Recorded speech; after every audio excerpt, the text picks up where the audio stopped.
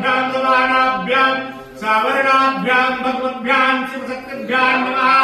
सर्गराजनानं दौर्व्यामि सर्गराजनानान्ते शुद्धोदनानं दौर्व्यामि शुद्धोदनानान्ते आत्मनीयं जलं समर्पयामि।